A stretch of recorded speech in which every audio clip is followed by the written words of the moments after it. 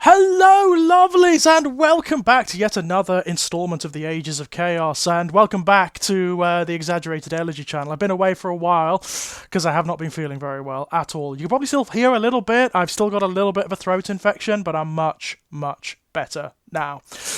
There's been a big installment in the Warhammer 40,000 universe lately, certainly with regards to the forces of chaos. They've had a massive shot in the arm lately. Not only have we had updates for the Thousand Sons and the Death Guard via chapter approved, there's a lot of shit going on now. Both of those forces and standard Chaos Space Marine forces have had the Armour of Contempt rule, as have all of the Imperial Space Marine forces. And what that effectively does is that it means any I don't know whether it pertains to both assault and long range, but basically any attack against them is always at -1 armor piercing, which is really, really good. When you combine that with the Thousand Sons, for example, with the Rubricae and Scarab Occult Terminators All Is Dust ability, which basically adds 1 to their armor saving throw against damage 1 weapons, it makes them really bloody durable. When you also consider they've also got 5+ invulnerable saves and multiple wounds apiece, that's bloody good. That's bloody good. On the Death Guard side, loads of units have had they've had glow-ups basically. So Plague Marine units now, all of their weapons and upgrades are free. That's amazing. That's absolutely incredible. Not only that, but Blightlord Terminators now have objectives secured, which makes them, alongside Scarab Occult Terminators from the Thousand Sons Codex, arguably some of the best Terminators in the game. Very, very cool. There's been similar things happening in the Thousand Sons, actually. So now the Icons of Flame, for example, on your Rubricae units are free. You just get them automatically, which is, again, fantastic. Warp Flamers, which are wonderful weapons, have been reduced significantly in points cost, which is really, really good. I mean, we've had some glow-ups. We really, really have. I've played several games with my Thousand Sons since the last video in 9th Ed, and I've played them against some of the nastier armies. I have to say, I've played them against Imperial Knights, I've played them against Custodes, and I've played them against the ultimate horror, the Tyranids, which is technically one of the top-tier codices at the moment in 9th Ed. And I've got to say, they're doing well. I like them a lot. They're an unusual codex. I wouldn't let someone who's just come into 40k play them, because they are very complex and very difficult and very but they're weighted towards particular strengths and very particular weaknesses. You've got to dominate the psychic and shooting phases to win, basically. So in that regard, they are highly specialist, but I'm loving what my Thousand Sons are capable of at the moment. They are my favourite army in 40k for lots of different reasons, and I've got to say, the way they are now represented, very, very, very pleased. Obviously, the big thing that's happened, alongside the last installment, which was the Chaos Knights, the new Chaos Space Marines Codex. This was a big one. People have been hankering after the new Chaos Space Marines Codex for literally months. It was a big deal that Chaos Space Marines were not one of the first out of the gate. For the last, 3 or 4 editions, they've been one of the first codices out of the gate, and that's always been bad for them. Always, always, always. It's always meant that they've had to be rejigged, they've had to have updates to make them workable, to make them function. Clearly, with 9th Ed, they wanted to undo that. They wanted to create something that has some proper conception and thought behind it. And I've got to say, having had the Chaos Space Marines Codex for a little while now and read through it, I'm very impressed. I am very impressed. Aesthetically alone, this is one of my favourite codices in 9th Ed. The artwork is gorgeous. Most of it is new, which is really lovely. For the first time in several editions, we've got some new cover art, and it's so evocative. It really does give you a feeling of where they want to take the Chaos Space Marines aesthetically and in terms of how they feel in 40k, and that is absolutely wonderful. The Codex is massive. It's absolutely massive. Basically what you've got here is your core Chaos Space Marine army list, along with all the background, and also the equivalents of mini supplements. Each of the established legions, barring the cult legions, barring the World Eaters, the Thousand Sons and the Death Guard, because they either have or are going to have their own codices very soon, all have their own little mini supplements in here.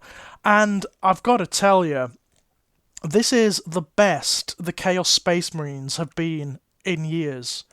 Years and years and years. First of all, the background is wonderful. Most of it is familiar. It's stuff like the Horus Heresy, it's the Scouring, it's the effects that the Warp has on Chaos Space Marines, it's Renegades and Traitors, it's Abaddon the Despoiler, the 13 Black Crusades, Demons and the Warp, all of that stuff. But woven through it is all of this really evocative artwork, and also these little bits of narrative that give you a real sense of the in-universe flavour of the Chaos Space Marines. Not only that, but most of this background material is not just copied and pasted from previous codices.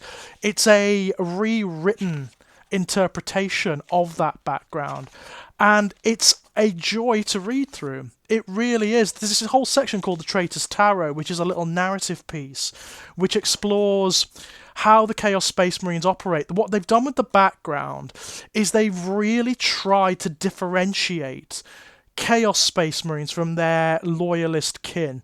That seems to be a watchword throughout the Codex. They've listened. Again, it feels like that they've actually listened to the Chaos Space Marine fan base, the players, and they have listened to the principal concern, which is they don't just want spiky, watered-down versions of Imperial Marines. They want something different.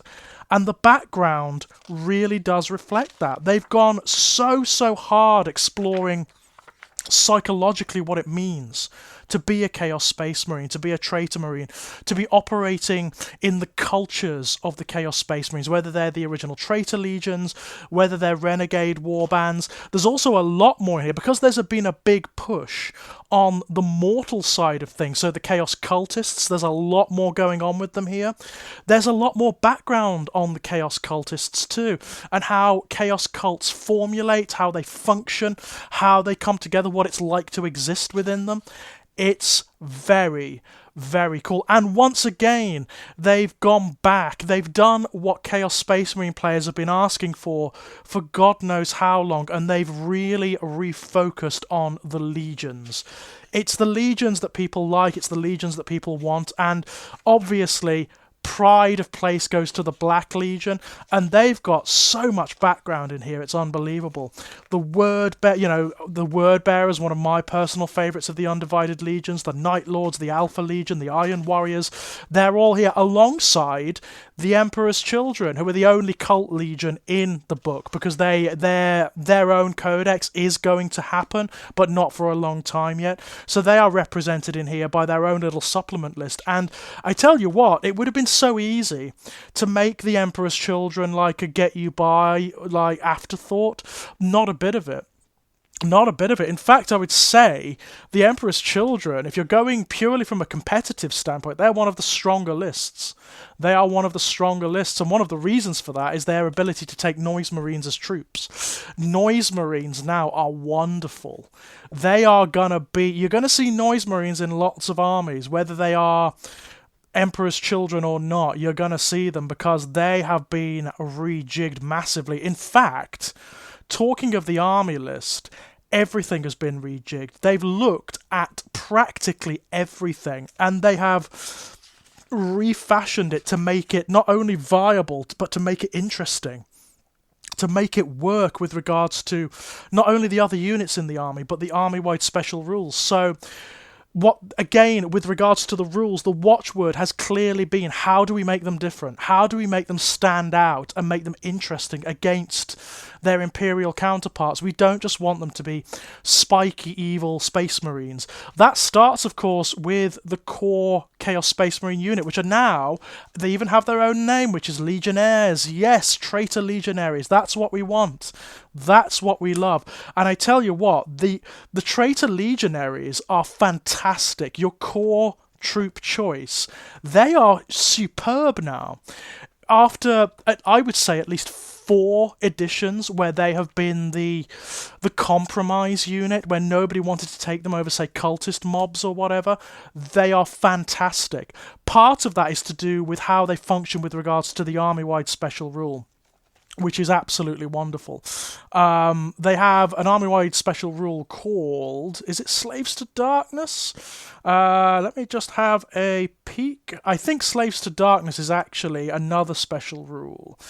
Let me have a look. We've got the Marks of Chaos, which now function, by the way. They're not just applications of keywords anymore. They actually have their own special rules, and they are good. They are all good. Every single damn one of them. Depending on the situation, depending on who you're fighting and what army you take, all of the Marks of Chaos have application now. Wonderful, right? Absolutely wonderful. We also have, alongside the Traitor Legions, there are 2 Renegade chapters that we can use. The Red Corsairs, obviously, and the Creations of Bile. So Fabius Bile has his own entire little mini-army now. Absolutely wonderful. And again, the temptation might have been to make them little get-you-by or appendix army lists. And yet, they have less than the established Traitor Legions, but what they've got is bloody good. I can foresee Red Corsairs and Creations of Bile being quite popular. I can see them being quite popular. Again, they are not as big or as expansive as the established Traitor Legions, but what they've got is fabulous. We'll explore that a little bit more in some of the appendix videos to this one. You've also got, Slaves to Darkness is the special rule that basically allows you to take the cult units. You know how in Chaos Space Marine forces, like your undivided Chaos Space Marine forces, you've always been able to take cult units? Well, you can do that here. There is overlap. You can actually take Rubricae from the Thousand Suns, you can take Khorne Berserkers from the World Eaters, you can take Plague Marines from the Death Guard, and you can take Noise Marines from the Emperor's Children. They're slightly different. They're not as good as they would be in their parent legions, but they are here, and that is really, really wonderful. There's so much going on here, it's unbelievable. But yeah, basically, they've got an army-wide special rule, which is effectively their equivalent of the combat doctrines from Imperial Space Marines, because they are still Space Marines. That is something that has been acknowledged. They are still Space Marines. They're just perverted, corrupted, and altered from their Imperial cousins, right? So there is an army-wide special rule that basically means that they enter into different phases depending on what point in the battle they're at. So in turn 1, I believe they're in a state called wanton destruction at that point, I believe, and that basically means that they get exploding 6s from certain types of weapons. Then they go on to wanton, here we are, it's Let the Galaxy Burn. It's the Let the Galaxy Burn special rule. So it starts in wanton destruction, which is turn 1. That basically means that heavy rapid fire or grenade weapons, if you roll a 6 to hit, you gain an extra hit automatically. It's very bloody good with certain units. Wanton Massacre, that's between turns 2 and 3, I do believe. And basically that just changes the types of weapons that get the exploding 6s. It's rapid fire, assault, or pistol weapons. And then later on, towards the end of the game, when you've closed with the enemy and you're in close combat, it's assault, pistol, or melee weapons. They 6s score additional hits. It's really bloody good. In combination with the units that you've got and the Marks of Chaos, the stratagems, the different legion traits that you've got, it's a fantastic way of establishing that these guys are ancient space marines. They're ancient, corrupted, insane space marines. It's really, really, really good. On top of that, they've got all the usual stuff. They've got like warp strike, which is their deep strike equivalent, malicious volleys, as all space marines have. It's a really wonderful way of making them feel like space marines but not, removed from their imperial counterparts, and it works very, very well. Talking about the Legion traits, I mean, I'm going to do an appendix video for each of the Chaos Space Marine Legions because they really warrant it. But one thing I will say before we get to that is that there is not a duff one amongst them. That really impresses me. There is not a duff one. Some of them have weaker traits but better stratagems and better relics. Others have very, very strong traits but weaker relics or stratagems. That's the way it balances out, and I could see reasons for taking all of them beyond why I would take them, which is background. And by the way, I'd be going for either the Word Bearers, because I love the Word Bearers, or the Emperor's Children, because the Emperor's Children are my second favourite Legion alongside the Thousand Sons. But each and every one of them is worthwhile. Each and every one of them has something going for them. The new rules for demon weapons. Demon weapons, they've never known what to do with them. They've always had trouble with demon weapons. They've always been too compromised to be worth what they do. Now, the way demon weapons work is demon weapons are not established artifacts. They are applications to pre-existing weapons. So you apply the particular demon weapon to a pre-existing weapon that the model is carrying, and that weapon retains all of its original rules, but also gains the special rules of the demon weapon. So it becomes enhanced. That is brilliant. That is absolutely wonderful. On top of that, you've also got loads of other relics and whatnot, which have wonderful, wonderful artwork associated with them, as well as specific relics for each of the legions, each of the renegade chapters. It's not half bad. Mutilators are gone, because they never could make them work. Mutilators have never had a place in the army. They've always had terrible rules. They've always had terrible models. So they are gone now. They've basically been spun into Obliterators, which is what they used to be. Obliterators fulfill all of the functions of Mutilators and then some. In fact, Mutilators are... Obliterators are amazing now. You're going to want to take them. That's for damn sure. As I say, there's hardly anything in the book that is redundant or lesser or doesn't have a place. There's all these wonderful new cultist units now. So there's accursed cultists, which are basically cultists that are better than they used to be. They're mutated and transformed and filled with demons, so they're wonderful. There's a lovely new HQ unit, the Dark Commune, and they are your cultist leaders. They are the demagogues and the psychers and the warriors who lead the cultists into battle. Absolutely wonderful. Dark Apostles are back and better than ever. You are definitely going to want to take Dark Apostles as in your HQ choices because they do so much for the army. They do so much. This is something that's been missing from core Chaos Space Marine armies for ages, and that is synergy. The dirty, naughty little tricks that so many other armies have.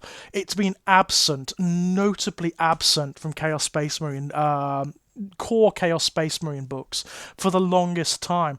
Now there's loads of it. There's also just loads of quality of life updates and refinements. So do you remember like how Chaos Terminators, they always suffered from their second ed roots, where they were this polyglot unit that every model had different weapons with different stats, so you had to roll like individually for each model. You don't have to do that anymore. Most of the close combat weapons have been rolled into one profile, which is accursed weapons, and they are good. They're very, very good. They more than make up for any any loss that you might have suffered because of the lack of like lightning claws or whatever. Accursed weapons are absolutely fine. All the specialist weapons are still here, like chain fists and power fists and whatnot. So you're not losing much. It just means that the unit is easier to use. The same is true of Chosen. Chosen are really, really good now. They've been refined, they've been updated massively, and they work very well. One of the biggest updates is to Possessed. Possessed have been an iconic unit since like the Realms of Chaos days, but they've never been able to get them right. They've never really worked in Warhammer 40,000, and have often just been a dump unit, like a unit nobody would ever take, and only modelled them for modelling purposes. Now they're amazing. They've basically gotten rid of like the distinction between lesser possessed and greater possessed. They're all greater possessed now. They've got a stat line that would shame the HQ units of most other armies. They are amazing. They move 9 inches, strength 5, toughness 5, 3 wounds, 5 attacks each. Their weapons are hideous mutations, which are armor-piercing 2, damage 2 weapons. They're very, very good, especially when you consider the synergies that you can use between them and some of the other characters, like the Master of Possession. I predict almost every Chaos Space Marine army you see is going to have a Master of Possession in it somewhere, because he has access to the Malefic discipline, which targets and updates demonic units specifically. And the synergy between him and the demon units in your army is profound. It's really profound. Everything here is good. Everything. I mean, Warp Talons. Nobody used to take Warp Talons because they were just too expensive for what they did. Now, I imagine people are going to take big units of them. They're still expensive, but they're amazing. They are absolutely amazing. They are 2 wound, 5 attack jump pack units armed with lightning claws.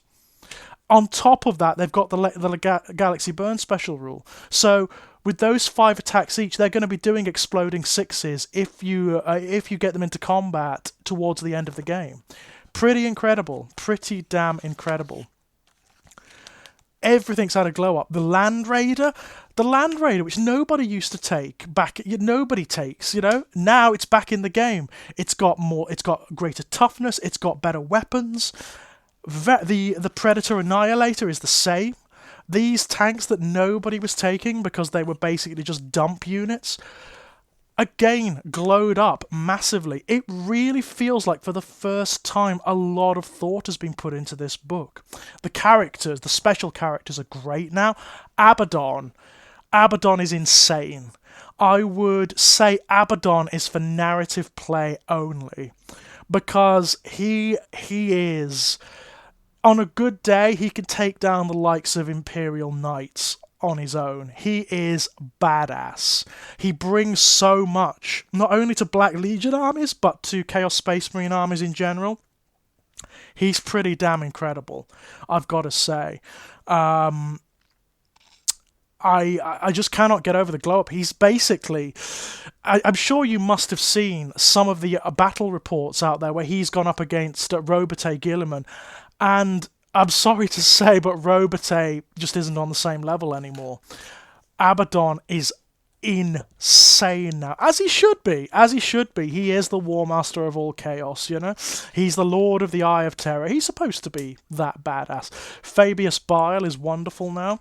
Not only is he fantastic in and of himself, but his abilities to upgrade other units within your army is pretty damn good, because he permanently upgrades them now.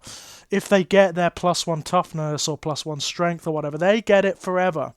So, pretty damn good. I'm sure you'll agree. Lucius the Eternal, who is the only one, by the way, who really does need his new model coming, because much as I love that old Cenobite model, it's really old now and could do with a little bit of an update. But Lucius is an assassin. He's a character killer. If you get him into combat with almost any character in the game, he's going to kill them. He's going to rip them to pieces. He is very, very, very nice indeed. There's very little in here to complain about. There are a few little odd choices that have been made because of Games Workshop don't produce models for them or whatever, and they are annoying. They're little nitpicky things. But beyond that, I've got to say, I am very impressed with this codex. And people generally seem to be very impressed with it. Not only has it got tons of theme, tons of flavour, not only has it done what Chaos Space Marine Codices should have been doing for the last, 3 or 4 editions, it's good. It is not as over-the-top killer as the Tyranids, but it's good. You're going to start seeing Chaos Space Marine armies being used competitively again, which is really, really, really, really wonderful to see. And it gives me lots of hope for what's coming with the Demons Codex as well, because it's very clear there's going to be a little bit of synergy between this codex and that codex, not to mention the Thousand Sons, the Death Guard, and the World Eaters when they eventually come out. So, yeah, very impressed, my loves. This is a great book, well worth picking up. Stay tuned, because I'm going to be doing more specific videos on each of the traitor legions and how they're represented in this book, because for the first time, arguably in many years, it's worth doing. It is actually worth looking at each of those sub-armies in and of themselves. So, we'll start, obviously, at the beginning with the Ultramarines equivalent, with the Principal Legion. We'll start with Abaddon's own warband, the Black Legion. So stay tuned for that. Until then, bye-bye!